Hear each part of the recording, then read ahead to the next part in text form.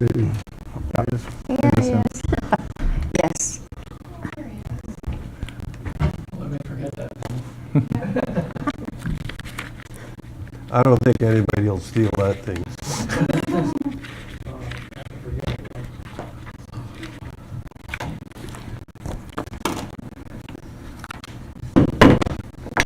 We'll call the July 9th monthly meeting for the Board of Trustees to order. First item on the agenda, approval of the minutes. So move. Second? All those in favor? Second, financial reports. Budget and financial reports for the period ending June 2025. Any questions from anyone, or Sue, anything you want to speak on? Unless there are questions, I would be glad to answer them. Sure. I'm not too worried about a whole lot at this point. Some things are over and some are under, but I do think most of it's going to shake out pretty close to budget. I'd say with the exception of one is the water contract services for accounting. We ended up having to do a single audit last year because we closed out, was it both loans? Yes, we have. Yeah, both. the painting project and the booster station project were closed out. And when those interim loans rolled into the long-term debt, that we broke the threshold that required a single audit. So I didn't think we were going to need it, but we did. So that's the additional 5,000 that you're seeing there is the single audit.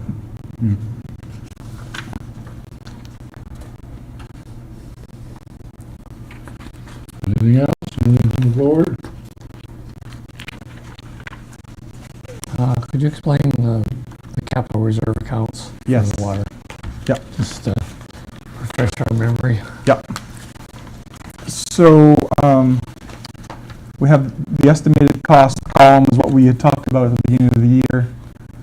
And then the June number, that's where we're at so far at this point in the year. The transportation is done. Everything that we were going to do is done. The PLC and SCADA upgrades is under contract, but the work hasn't started yet. And we haven't purchased any hydrants. And the computer upgrades and heat pump are nearly done. There's still one more computer that's part of that SCADA upgrade that will probably hit that line, but it's not a large amount. I was actually more interested in the stuff on the next page. Oh, okay, sorry. Yeah, okay. Yeah. And then, well, I'll just finish that last one, and then I didn't have any anticipations for meters this year, but we needed to purchase a meter, so I started a new line. So since there's no estimated costs, that's because it wasn't on the original request, but we need meters, so I can't not order meters.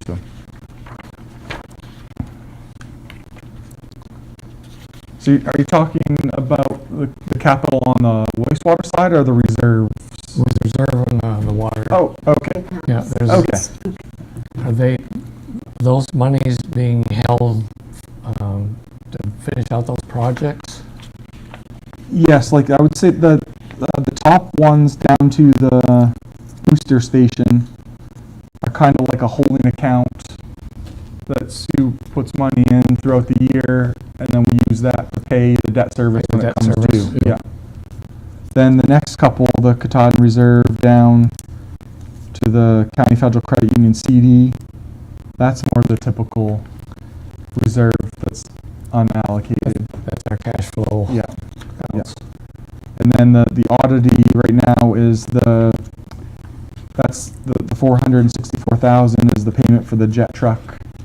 So that's been paid to us, so it's just sitting in an account to be paid once the invoice comes in. So that'll disappear before the end of the year. And I have just a couple of things, John, course, if you don't mind. Yep, no. The account, or it's the North Main Street and South Main Street right now, it has a $94,000 balance. I withdrew those funds this week because our debt service is due, and we sent that into the main bond bank. We had enough to cover our complete debt service for the year.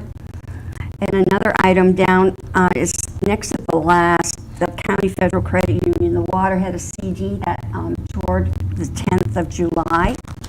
And I checked with Kittard and Machias and the credit union as well as Federal Savings and Loan, and renewed it again at County Federal Credit for 3.8% with an APR of 3.87, and that was the best interest rate that was going with the other banks as well.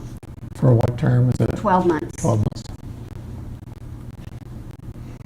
It's strange you could do a 6 months for like 5.5%, but it's a lot easier to do a 12 and just forget about it than keep renewing it and going back and getting Yeah, I know, signatures it's- again.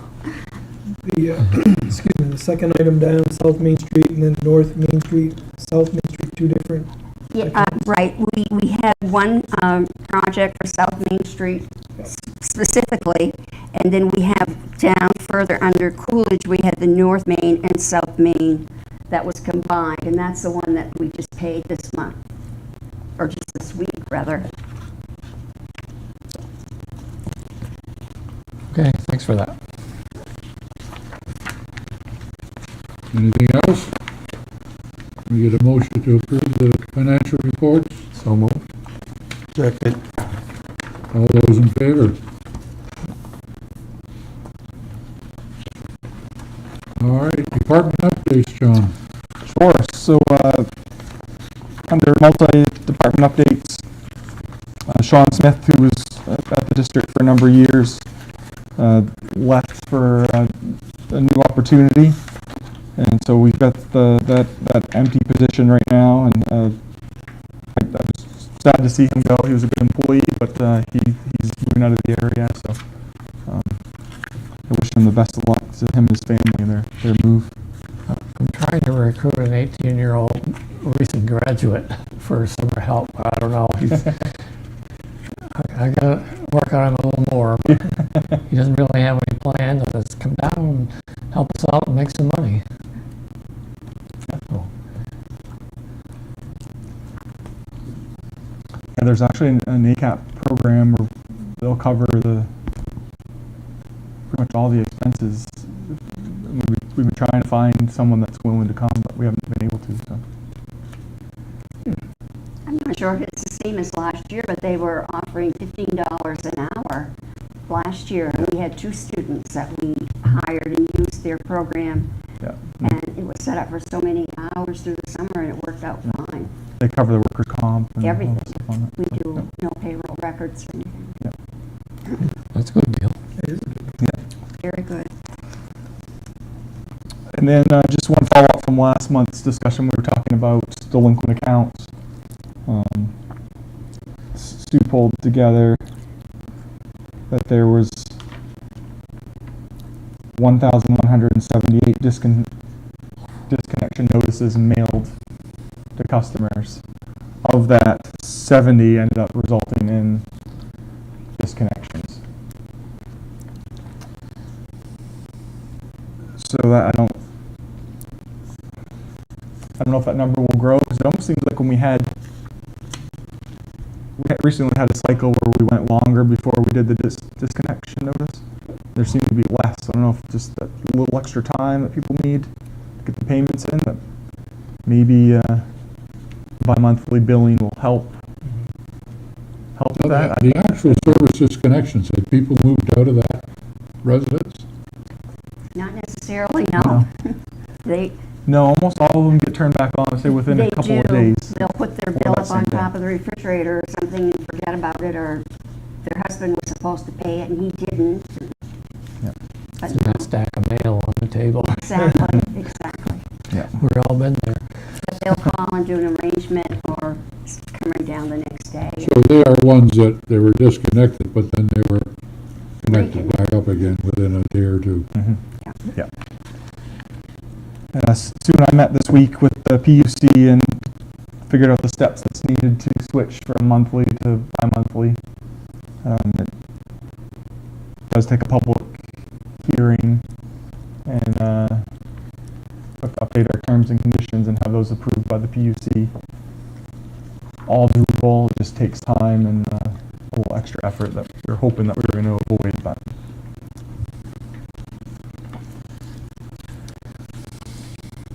the crew continues. Today, I think, was the last day they're going to be on Sweden Street and High Street, and that'll be 100% ready for paving. I believe that's supposed to start tomorrow. They'll wrap that project up. So it ended up being more intensive and more costly than we anticipated. When they got into a bunch of manholes on the upper end of Sweden Street, the cones were they were rotting away from the inside. They were cement block, so we ended up replacing several cones, which takes about a day to do one. A lot more materials. So, but we wanted to leave that street so that it won't have to be touched. Our manholes won't have to be touched again until they're ready to hot top again in 15 plus years. That's the goal of this. So.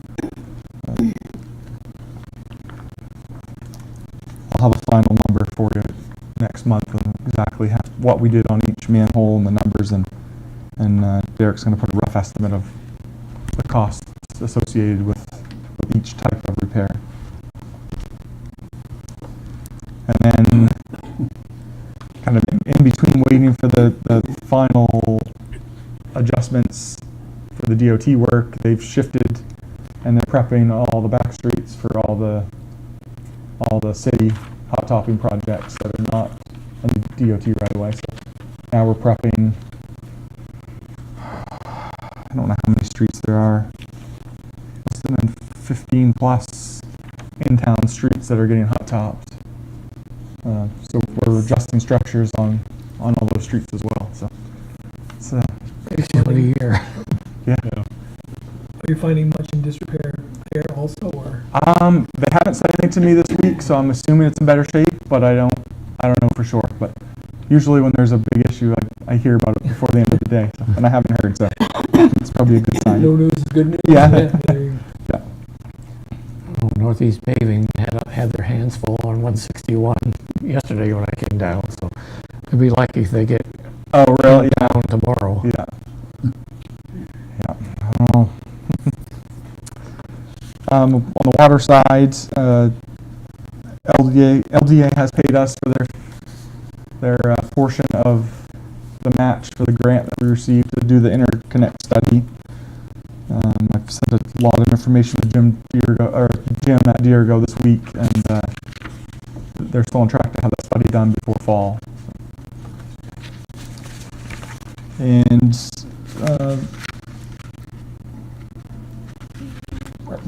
Jay reached out and as at NMDC as they help districts and different organizations with the NBRC grant process. So we've started that. Project interest form was submitted, and then we're meeting tomorrow with Sarah at NBRC, Deergo, and NMDC about strategies for filling out the application when that opens up, probably within the next month. Yeah, they're going to be due, I think it's August 29th, Okay, so yeah, and that's for the redundant water crossing. correct, yeah. To help reduce our costs. Yeah.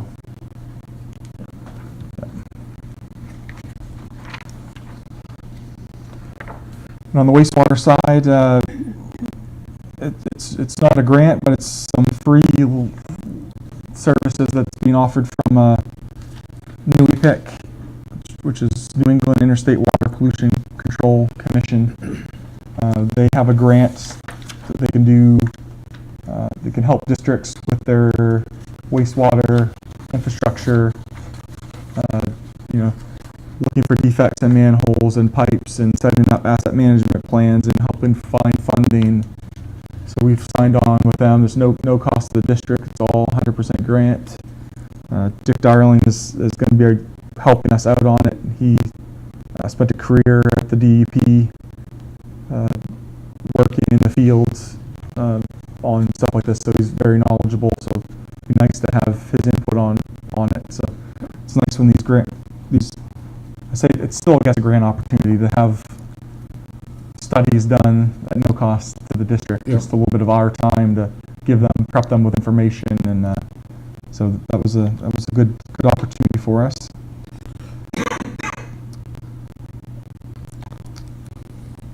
And I guess the first kind of item that we would like to discuss that might take a little bit of action is the Caribou Development Committee is looking for property that could be redeveloped and put back on the tax rolls. The freezer plant on Grimes was brought up as a potential site for a light industry or something that could go there. And it was kind of purchased as so we know our neighbors if we ever needed to spray irrigate on the farm in behind.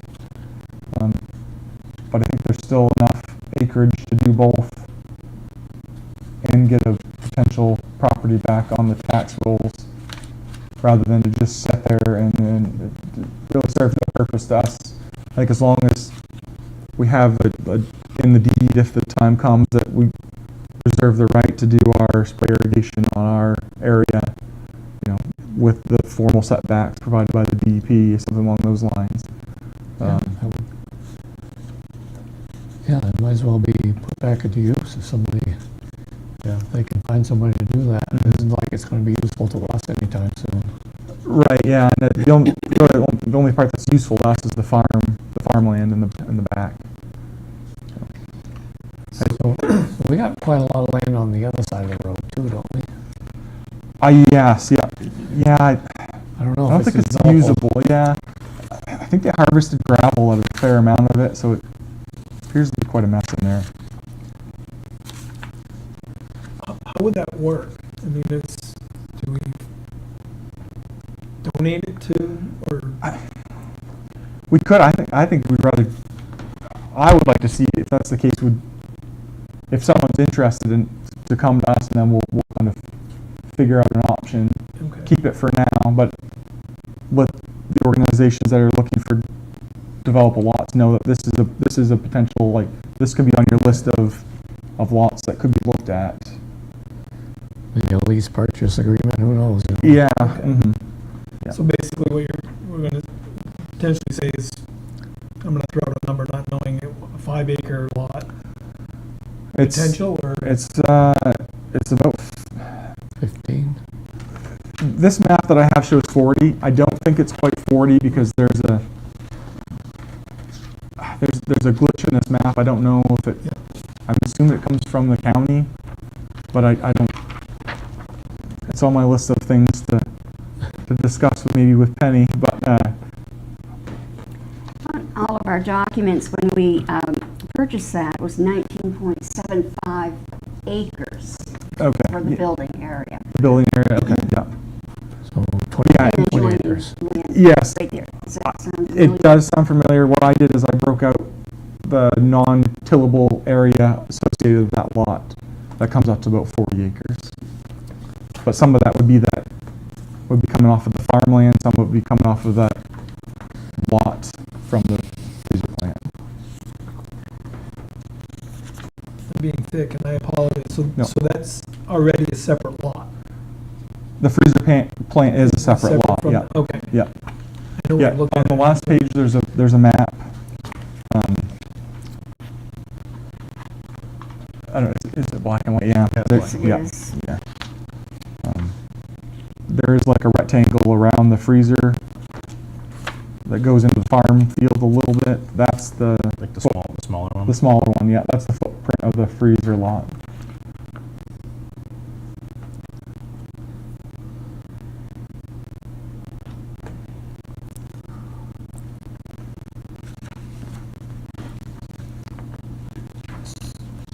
So do you need a formal, It would be nice to have a kind of just a formal motion that you agree that this could be a potential lot that we could look at selling for other use.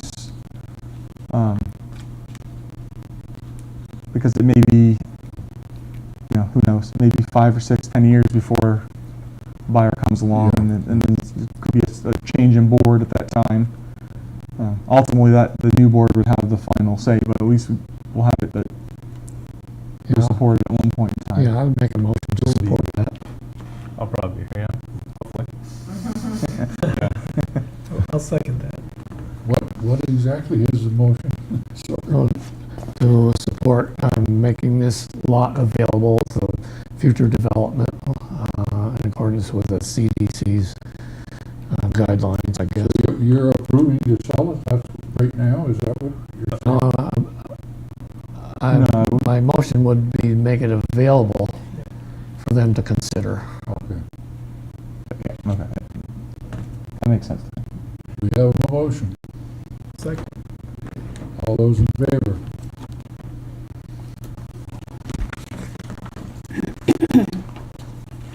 I guess I should have asked this between the motion and the vote, but is there anything special that we would need to do as a CUD should a sale become?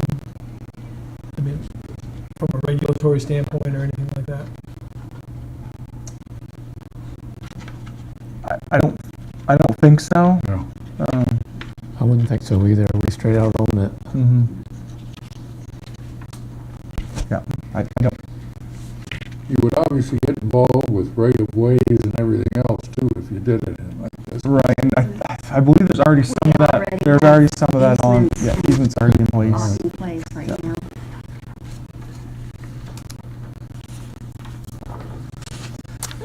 And then we'll move right into our next action item. FEMA now, so we've been almost a year in this process with this FEMA application. Now they're saying that quasi-municipal governments need to adopt their local hazard mitigation plans to be eligible for grant funding through their program. And so we've reached out to the Rustic branch, and they provided the documents required to add us to their hazardous mitigation plan. Doesn't really entail a whole lot other than because they're getting ready to review it. They're going to review it next year. I'll have to attend some workshops.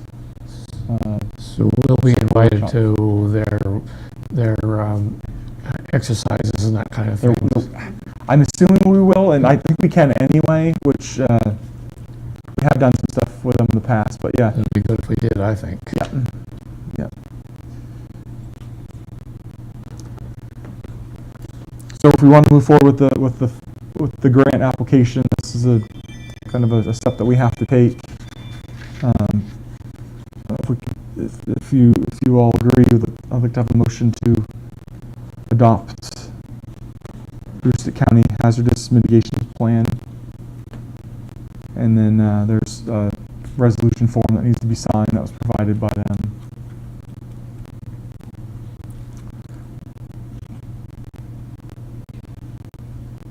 I will say that MEMA and FEMA look at this plan when they're funding projects. So I can see it being an advantage to the CUD even down the road, Yeah. as long as we are proactive in providing projects for when they're doing updates and those kinds of things. Yeah, and to that point, Jay, there's kind of I think it's exciting that there's a new MEMA, so that's the Maine Emergency Management Hazardous Mitigation SRF fund they've started. So they're going to do low interest loans. So the match for what we need, we can get a low interest loan from MEMA instead of have to go to the bond bank ourselves, which is brand new. They just rolled out the intended use plan. So there's a form that I had to fill out to make sure we're on their intended use plan because they're only funding projects that are on that list. So I filled that out, which would be good. So we should be eligible for about a 1% loan on the match for the generator if that's the route we want to go when the time comes. But yeah, that's to your point. The more tied you are to their plans and their programs, the more likely you are to get funding in the future as well. I would move that we we adopt said plan for the district. Second. All those in favor? Perfect, thank you. Speaking of FEMA, have they come across anything on our generator? Grimes, You know, this is part of that app, part of that? that's what it's for, is that the application has stalled because they found out that they're now requiring this quasi-municipal to have this plan. Of So they course. can't move forward anymore on it until we get this plan and this resolution sent into them before they can continue. the Okay, process. have at it. Yeah. A couple others that came up. Sue mentioned that historically we've got the board needs to approve the financial statements provided by the auditor.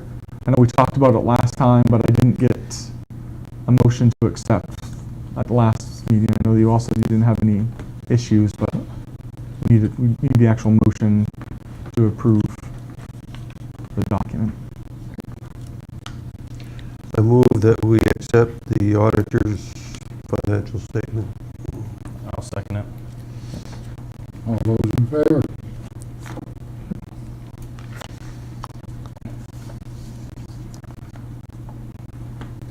Perfect. And then the last item I have, last thing I have, Sue might have something else, but Machias, so in Machias Savings and Bank, we've had a line of credit with them for a number of years. They've started a new internal policy that before they rewrite lines of credit, bond counsel has to review the documents and sign off on, which is about a couple $1,000s of bond counsel work to have a line of credit that we may or may not use over the next year. So we checked with Katahdin, who has our other line of credit for the other department. They don't require any bond counsel review. So I think I'd like to move that other line of credit to Katahdin as well. Have them both housed there. And then we'll just have to transfer the money out over to our Machias accounts if needed, but it'd save us a couple $1,000s in fees on a line of credit of 200,000 each. Yeah. 200,000 each For instead each of, bank. yeah. That's what we've had in the past. Line of credit, 200,000. Yes.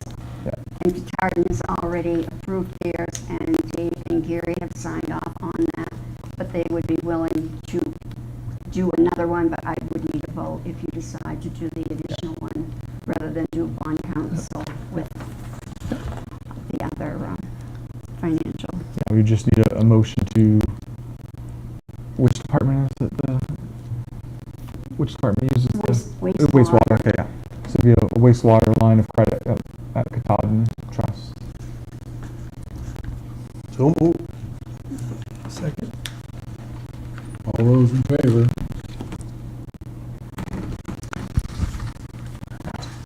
Do you have any others? No, the only other thing I would like to mention, I know we were talking about grants and things and applying for grants, but Harold Alphon, they have a grant program through the community colleges that enable our employees to attend for training, and they reimburse us 50% of that.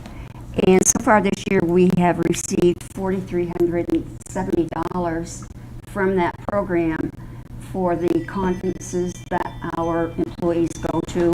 And of course, at the conferences, they receive all of their credits that enable them to renew their licenses every 2 years. So I think that's a very good program. We were fortunate that they have set this up. We still have one that is outstanding, but I believe we will be getting that probably within a month. Good deal. I don't believe I have anything other than the meeting. Yeah, and the last thing is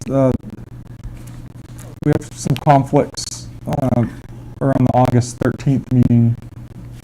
I don't know if it'd be possible to shift it back 1 week. Shift it back. shift it forward. forward. Would be, I could be, Oh, I yeah. could be here on the 20th. I'll be gone on the 13th. Okay. It's Is there just an me. option for the 19th or the 21st?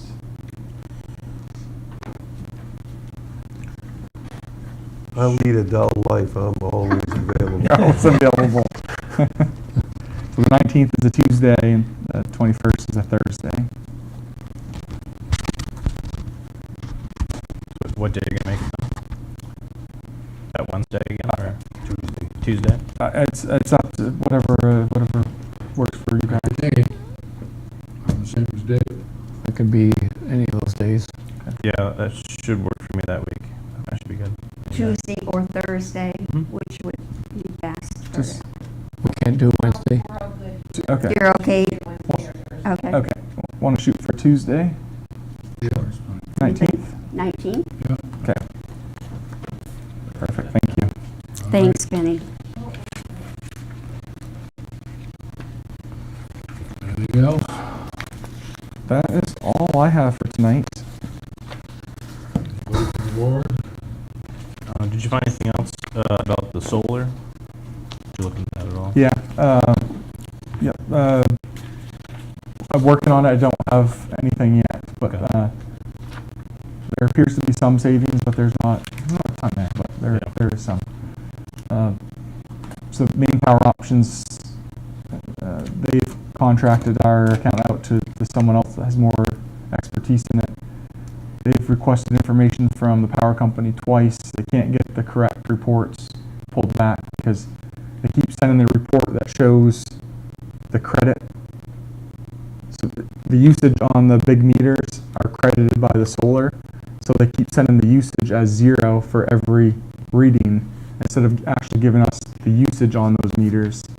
And I think it'll get worked out, but there's a, Yeah, 'cause we don't even know if it's working properly. You know? yeah, and that's what that was their next question. Like, is there a problem with your meter, or is it just a problem with whoever's pulling the reports at the power company? Yeah. So there's more to come on that. But. All right. So this is an odd question on that same line, and I don't recall the agreement, but do we need to be worried about decommissioning in the future on that? And if so, should we be starting to think maybe putting a small amount of money aside per year for that? Yeah, so I haven't looked at this contract. I've seen some other ones. They all have language in there that they have to remove their arrays at the end of their useful life and all that. But I guess the only concern is if these companies go bankrupt and they're gone, there's no Always possible. there's no use to them anymore. Then We don't have any interest in any of that equipment. No financial interest. No. Whatsoever. just that it's on district-owned land, so if they up and leave, and They abandon it and yeah. I don't know. That's a good question. I'm not even sure what you do with those panels when they're recycled, or they just landfilled, or I don't. I think they're trying to figure that out. Yeah, I know windmills. They're burying them in the ground. So Kind of on-site burial. yeah, well they take them to a facility. That's not really a facility, it's just a field, and they just bury them in the ground. Hmm. What do they do with them? Not really renewable energy, I guess. Yeah. All right.